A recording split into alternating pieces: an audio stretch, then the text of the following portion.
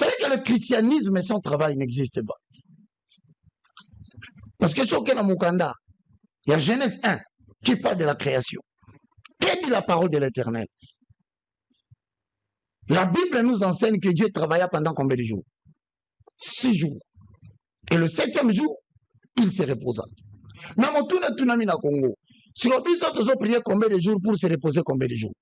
Comment voulez-vous, tout un peuple, toute une jeunesse de plus de 75%, a pris en otage? Lundi, prière d'intercession. Mardi, prière de famille. Mercredi, rencontre de délivrance. Jeudi, prière de combat spirituel. Samedi, réunion. Mais mon frère, Dieu travailla 6 jours. Et le 7e jour, il se reposa.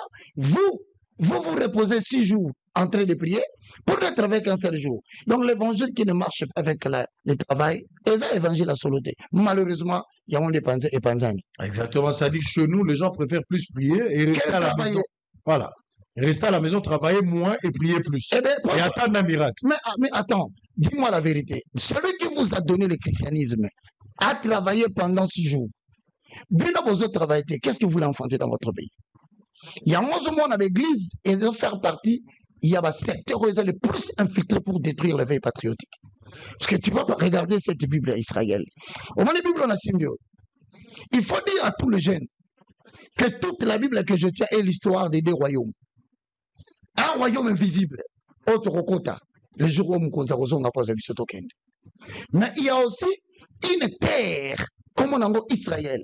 On Zambé appelle ça depuis Genèse 15, Genèse 17, Genèse 12. Abissi Abraham, je donnerai cette terre à toi. Mais qu'est-ce qui est dit dans la Bible? Toute l'histoire de la Bible, Israël est l'objet d'un éveil patriotique. Un peuple qui se bat pour sa terre. Télélo, David a téléma. Ayeko Bunda Bitumba, il n'avait pas la volonté, il n'avait pas les désirs comme président de la République. Non, on ne se bat pas pour le pays pour devenir chef de l'État seulement. En tout cas, on a mis toi, pardon.